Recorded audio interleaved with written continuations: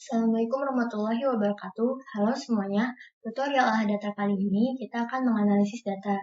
Nah, langkah awal dalam menganalisis data itu adalah data preprocessing. Karena kan kita biasanya sebelum mendapat data itu, datanya nggak mesti sudah bersih, atau istilahnya data itu masih kotor. Jadi perlu adanya data preprocessing sebelum data tersebut dianalisis. Nah, data preprocessing kali ini menggunakan Python, yang mana kita akan menjalankan sintak-sintaknya nanti menggunakan Google Colab. Nah, Google Colab ini bentuknya itu mirip seperti notebooknya Jupyter Notebook. Tapi kelebihannya dari Google Colab ini, dia menyediakan RAM sama disk di sini.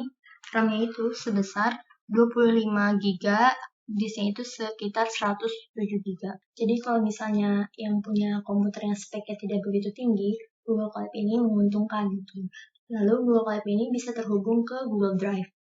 Jadi karena kan di sini menggunakan akun Google ya, karena emang ini produk kayak Google gitu.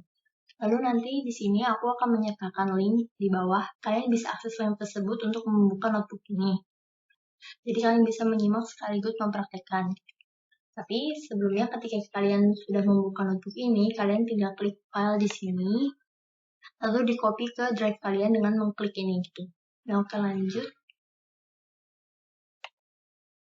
Nah, materi yang akan kita bahas itu ada di sini. Nah, sebelum melakukan pre-processing, kita melakukan eksplorasi data analisis. Kemudian masuk ke pre-processing. Skewness ini kenapa dilewat? Karena kita perlu mengecek missing value dulu, baru skewness, kemudian imputasi. Karena skewness ini di sini berfungsi untuk menentukan imputasi yang cocok. Lalu pengecekan outlier. Di sini ada pengecekan outlier secara univariat dan multivariat. Kemudian apabila diperlukan, kita lanjut ke imputasi outlier. Sini tampilan setelah data diimputasi. Lalu juga di scaling jika datanya memungkinkan untuk distandarisasi. Kemudian ada feature selection. Di sini aku nggak ngebahas sampai ke analisis datanya. Mungkin itu bisa dibahas di video-video selanjutnya. Nah, library yang kita gunakan, library dasar ini ada NumPy, terus ada Pandas, ada Matplotlib, ada Seaborn, sama SciPy. NumPy ini fungsinya itu untuk array, terus kalau Pandas ini untuk pengolahan datanya, mulai dari pemanggil data, menghapus kolom, seperti itu. Kemudian Matplotlib dan Seaborn ini fungsinya untuk memvisualisasi data. Kalau SciPy ini untuk algoritma matematikanya, seperti itu.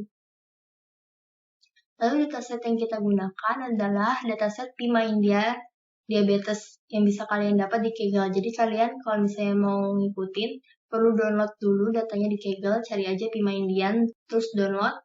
Setelah di-download, nanti di-upload di bagian kiri ini, di file, kemudian upload.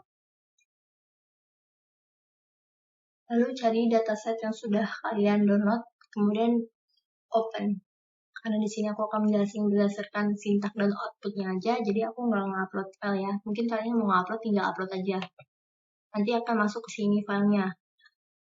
Selanjutnya untuk mengimport data, ini kita misalin nama datasetnya dulu, kemudian diimport menggunakan pd.read_csv, kemudian dalam kurung dikutip nama datanya ini sesuai sama yang diupload ya. Terus koma, terus separationnya titik koma. Kemudian untuk menampilkan datanya ini menggunakan nama data di sini, nama datanya datmin ya. Datmin.head5. Maksudnya ini menampilkan 5 data teratas. Bisa juga menampilkan 10, 20, 30, tinggal diganti ininya. 9 juga bisa. Atau kalau misalnya mau melihat data dari paling bawah, itu head ini diganti tail. Nah, di sini data ini ada data kehamilannya, sudah glukosa, ada tekanan darah, ada ketebalan kulit, insulin sama BMI, terus ada diabetes pedigree function, serumur. Nah, untuk variabel target ini atau outcome ini ada 1 dan 0 ini ya dan tidak ya. Lanjut ke eksplorasi data analisis. Untuk mengecek tipe datanya ini tinggal datmin.datetypes. Kemudian muncul output tipe-tipe datanya. Sini tipe datanya ada integer sama float. Nah, tadi kan data outcome ini kategorik ya, 0 sama 1. Tapi di sini integer maksudnya. Karena datanya udah berbentuk numerik 0, 1. Tapi kalau misalnya dia tidak, dia akan kedeteksi objek. Jadi kalau misalnya data kalian ada yang masih berbentuk objek, jadi kita perlu melakukan label encode. Karena kita nggak ada data yang masih berbentuk objek, jadi kita nggak menggunakan label encode. Nah, terus untuk statistika deskriptifnya atau ringkasan numeriknya. Kalau misalnya di R kan dia pakai summary. Nah, kalau di Python ini tinggal .main.describe. Nah, ini kenapa pakai transpose? Karena biasanya itu tampilan defaultnya. Karena biasanya tampilan defaultnya ini, yang di sebelah sini itu variabel, yang di sebelah ini itu keterangan ringkasan numeriknya. Terus karena kalau variabelnya aku pilih di sini, dia akan panjang gitu tabelnya, jadi aku transpose kayak gitu. Nah, bedanya summary di R sama describe di Python ini, kalau di R kan summary-nya ketika kita mempunyai data kategorik, maka data kategorik itu isinya cuma misalnya ya berapa, tidak berapa gitu. Nggak menggunakan nilai min atau minimum, maksimum, terus nilai kuantil gitu kan.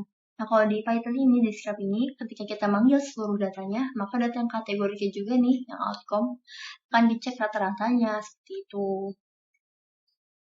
Tapi sebenarnya statistik deskriptif ini hanya untuk data yang numerik. Jadi kalau misalnya data kategorik, kita hanya melihat jumlahnya berapa, tidaknya berapa.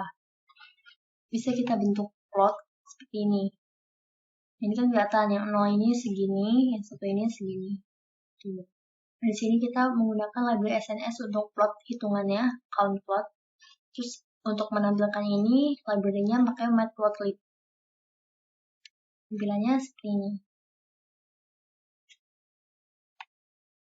Lanjut ke pre-processing.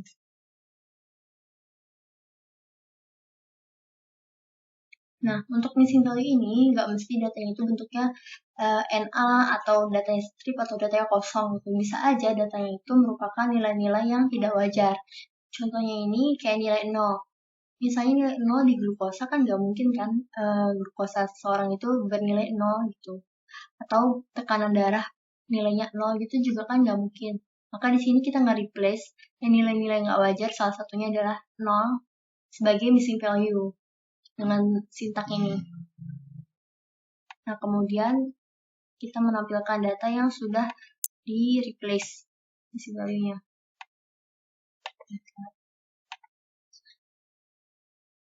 Nah, ini data yang udah di-replace kan ini udah ada nih missing value di sini. Kemudian kita masuk ke materi missing value. Ini udah masuk materi missing value sih.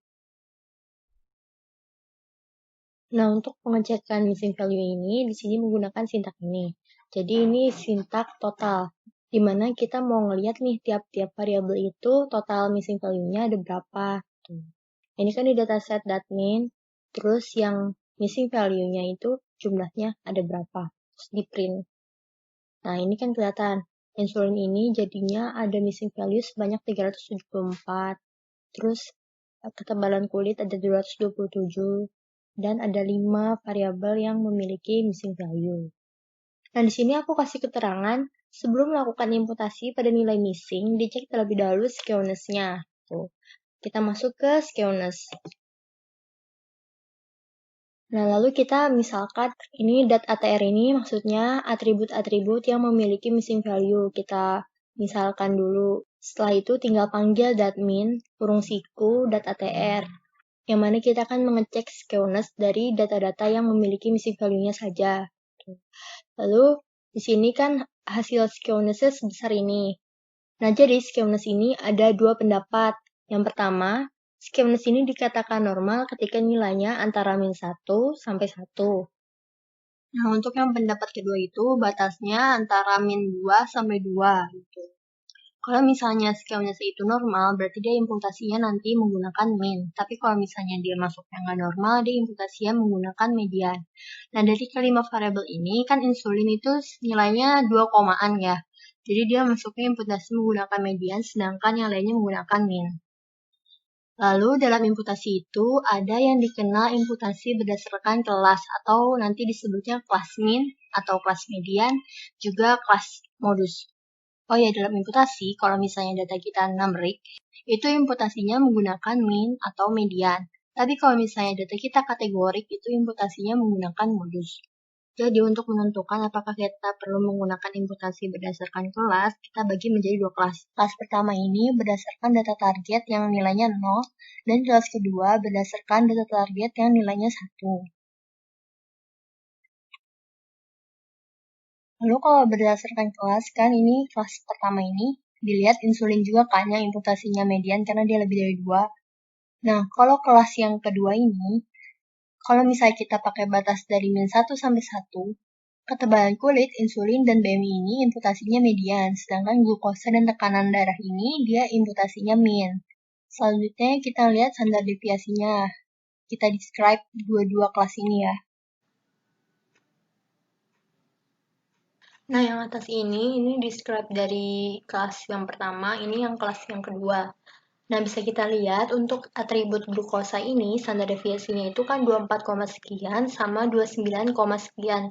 Bedanya itu sekitar 4, lebih, hampir 5. Jadi, dia bisa menggunakan imputasi berdasarkan kelas.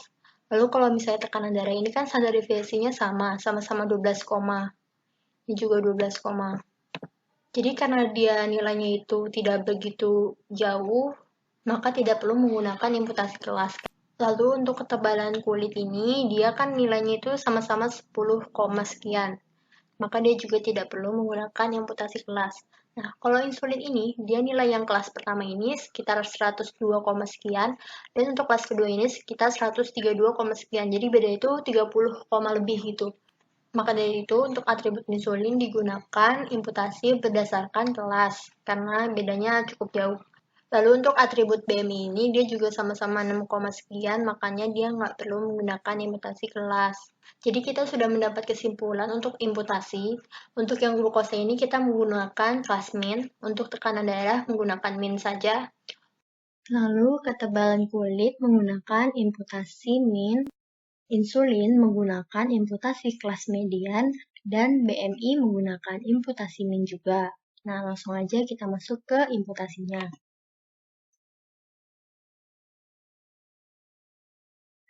Nah, jadi untuk yang pertama ini imputasi kelas min pada glukosa. Jadi kalau imputasi berdasarkan kelas itu, kita nggak imputasinya itu per kelas. Tadi kan kita udah misahin kelas 1 dan kelas 2. Nah, kita imputasi min masing-masing kelas ini. Lalu yang bawah ini, imputasi kelas median pada insulin. Nah, kalau misalnya imputasi kelas ini udah selesai semua variabel yang menggunakan imputasi kelas, maka kita satuin lagi datanya dengan menggunakan sintak ini. Mungkin kalau di R itu mirip sama sintak RBIN ya. Selanjutnya, untuk imputasi min biasa. Kalau imputasi min biasa ini, dia menggunakan keseluruhan data.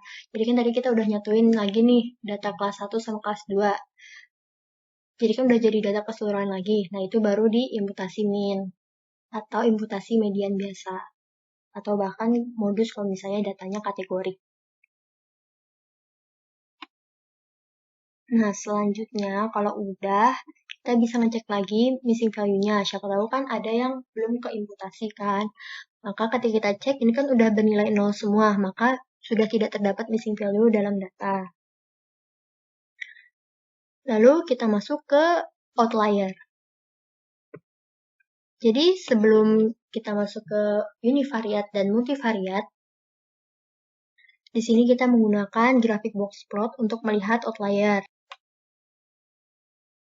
Nah, di sini library yang digunakan ini library Seaborn ya. Nah, ketika menggunakan data asli, kan ini agak sulit dilihat ya, karena range datanya ini beda-beda. Maka dari itu, karena range datanya berbeda-beda, untuk data ini lebih baik distandarisasi atau dilakukan scaling. Nanti akan dibahas di bagian scaling ini. Lalu setelah distandarisasi, maka box plotnya akan seperti ini. Ini kan lebih terlihat kan outlier dari masing-masing atribut atau variabel. Nah, langsung aja kita masuk ke univariat. Jadi bedanya univariate sama multivariate ini, kalau univariate itu dia per atribut atau per variabel. Sedangkan kalau multivariate ini, kita mendeteksi outlier itu secara bersama-sama. Jadi semua atribut itu dicek secara bersama. Nah, yang pertama ini kita membuat fungsi deteksi outlier univariate terlebih dahulu. Dan di sini aku menggunakan IKR. Jadi, batas bawahnya ini kuantil 1 dikurangi dengan 1,5 dikalikan IKR. Lalu batas atas ini, dia bedanya di kuantil 3 ditambah. Nah, kalau udah kita bikin sintak fungsinya, kita lanjut ke sintak untuk deteksinya. Nah, ini kita masukin dulu fungsinya untuk menentukan batas bawah dan batas atas di variabel ini atau atribut ini. Jadi dia merupakan outlier ketika nilainya di bawah batas bawah dan nilainya di atas batas atas. Nah, sintak ini menampilkan indeks. Jadi outputnya nanti ini tuh dibacanya observasi 88, observasi 159, sampai observasi 455 ini merupakan data outlier. Seperti itu. Nah, kalau misalnya atribut tersebut tidak terdapat outlier, maka outputnya ini akan seperti ini. Lalu diteruskan hingga atribut terakhir. Nah, selanjutnya multivariate. Nah, untuk metode multivariate ini sebenarnya ada macam-macam. Beberapa yang udah pernah aku pakai itu pakai metode rebus kovarian sama faktor lokal outlier. Tapi yang paling gampang menurutku itu pakai Mahalanobis distance. Jadi pertama-tama kita mengambil data tanpa kolom target. Lalu kita mencari derajat bebasnya, kemudian membuat fungsi Mahalanobis distance. Nah, ini yang diperlukan ketika memasukkan fungsi Mahalanobis ini, ada datanya. Jadi, X ini juga datanya ini juga datanya. Lalu ada kovariannya, tapi kovariannya ini bisa nggak diisi. Jadi, pertama-tama itu kita nyari X dikurangi min-nya. Kemudian nih, kalau misalnya kovariannya nggak diisi, maka sintak ini akan dijalanin. Dan dia akan nyari kovarian sendiri. Kemudian dicari inverse dari kovarian matriks. Nah, rumus Mahalanobis distance ini kan X min mu transpose dikalikan dengan invert dari kovarian matriks, kemudian dikali lagi X min mu. Jadi di sini ada sintak NP dot dot. Jadi maksudnya itu di sini operasi matematika untuk perkalian dua matriks. Jadi ini kita kalikan dulu X min mu dengan invert kovarian, kemudian dikalikan lagi dengan X min mu transpose. Maka akan menghasilkan nilai Mahalanobis. Nah, lalu kita jalankan sintak Mahalanobisnya. Nah, ini kan di sini X-nya dat out 2, dan datanya juga dat out 2. Disimpan di kolom mahala. Jadi ini sekaligus membuat kolom baru. Maka hasilnya nanti akan seperti ini. Nah, di sini kan udah ada kolom baru bernama mahala yang isinya nilai-nilai Mahalanobis distance. Kemudian setelah kita punya nilai Mahalanobis distance dari tiap observasi, kita buat fungsi deteksi outlier-nya. Nah, untuk deteksi outlier Mahalanobis distance ini digunakan chi-square. Alfanya ini aku pakai 0,01. Jadi ketika Mahalanobis distance ini lebih dari nilai chi-square-nya, maka dia merupakan outlier. Nah, hasilnya nanti kalau misalnya fungsinya dimasukkan akan seperti ini. Nah, ini jadi nanti interpretasi itu sama kayak yang waktu di univariate. Jadi untuk observasi 4, 8, 13, dan seterusnya, ini merupakan outlier berdasarkan deteksi outlier multivariate. Nah, untuk mengetahui jumlah outliernya, kalau misalnya banyak kan capek ngitung manual. Maka digunakan sintak untuk mencari panjang outlier ini, len. Jadi dia ketahuan hasilnya 32. Kemudian untuk memvisualisasi Mahalanobis distance ini, maka pertama yang harus dilakukan ketika mau visualisasi adalah memisalkan data Mahalanobisnya. Jadi kita hanya memanggil kolom mahala tadi, kemudian kita cari range datanya, lalu kita buat scatter plot. Nah, ini sintak untuk membuat garis batas chi-square-nya dengan alpha 0,01. Kemudian ini hanya penamaan atau labelingnya aja, dan ada judulnya. Kemudian untuk menampilkan plotnya digunakan sintak ini. Lalu akan dihasilkan grafik Mahalanobis seperti ini. Jadi, outlier yang itu yang berada di atas garis batas chi-square ini, yang kemungkinan ada 32 kalau kita hitung satu-satu. Nah, lalu ada teori yang mengatakan ketika kita mempunyai outlier lebih dari 5%, maka kita harus mengatasi outlier tersebut. Bisa dengan imputasi, bisa dengan menghapus outlier, juga dengan transformasi data. Tapi kalau misalnya outlier itu tidak begitu mempengaruhi model, biasanya nggak diapa-apain juga nggak apa-apa. Tapi kan karena ada beberapa model yang sangat sensitif terhadap outlier. Maka dari itu, ada jurnal yang biasanya membandingkan ketika outlier itu diatasi dan ketika outlier itu tidak diatasi. Nah, misalnya kita mau menggunakan imputasi outlier untuk mengatasi outlier yang ada. Jadi langkah pertama itu, kita memisahkan indeks-indeks yang merupakan outlier sebagai nilai missing. Ini berlaku untuk semua atribut yang mengandung outlier. Ini digunakan outlier yang univariate ya. Lalu setelah itu dicek lagi skewness-nya. Nah, kalau udah, di sini aku menggunakan imputasi min semua. Nah, setelah imputasi min, bisa kita lihat misalnya kehamilan, ini outlier-nya itu tidak ada. Padahal tadinya kan ada sekitar 4 outlier ya, kalau nggak salah. Nah, untuk melihat panjang outlier-nya atau jumlah outlier totalnya, nanti sintaknya itu tinggal ditambah sintak len di sini. Sebenarnya kalau misalnya outlier itu terdeteksinya banyak, nanti ada sendiri panjangnya nih. Kayak yang ini kan ada 223 outlier. Ini malah titik-titik-titik gitu. Jadi nggak semua ditampilin observasinya. Lalu di sini ada jumlah outliernya. Lalu kita lihat visualisasi box plot data setelah imputasi. Nah, ini kan bisa kita lihat dengan jelas kalau misalnya atribut-atribut yang lain ini, outliernya itu sudah teratasi kecuali ketebalan kulit. Dia masih banyak banget outliernya. Tadi kan udah ada 223 ya. Selanjutnya, bisa dilihat outlier multivariatnya. Setelah diimputasi, outlier multivariatnya ada 21. Berkurang sih, tapi berkurangnya tidak begitu banyak. Lalu kita masuk ke materi scaling. Nah, untuk scaling, ini kita buat fungsi sendiri dulu untuk dilakukan scaling dari 0 sampai 1. Atau kalau mau langsung, scaling ini udah ada di library-nya scikit-learn sebenarnya. Kalian tinggal lihat aja dan pelajari di scikit-learn.org. Nah, lalu ini deskripsi setelah dilakukan scaling. Ini kan minimumnya udah 0 semua, dan maksimumnya udah 1 semua. Jadi ini sudah terstandarisasi. Lalu selanjutnya kita bisa melakukan feature selection. Nah, untuk feature selection ini sebenarnya ada 3 metode, yaitu filter method, wrap method, sama embedded method. Nah, ini yang kita pakai sekarang adalah filter method, karena kalau filter ini dia bisa melakukan feature selection sebelum kita memodelkan data atau menganalisis datanya. Nah, untuk yang wrap method ini, dia kan terdiri atas backward, forward, terus RFA. Jadi dia menggunakan linear model gitu. Nah, terus dari yang aku baca itu, wrap method ini tidak mengatasi overfitting dengan baik. Selanjutnya, kalau embedded method ini, dia memodelkan data dulu, baru di feature selection. Jadi feature selectionnya nggak masuk ke preprocessing. Jadi misalkan kita memodelkan datanya dengan random forest, maka nanti feature selectionnya menggunakan random forest.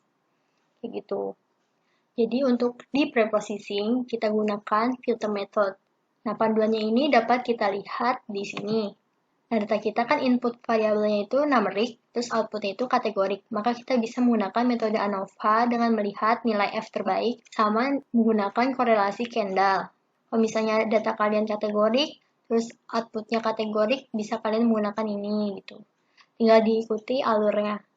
Ini gambarnya dapat dari Machine Learning Mastery. Kita lanjut. Jadi kita misalkan dulu data X sama Y. X ini, nah data X ini data prediktor. Terus Y-nya ini data respon atau target.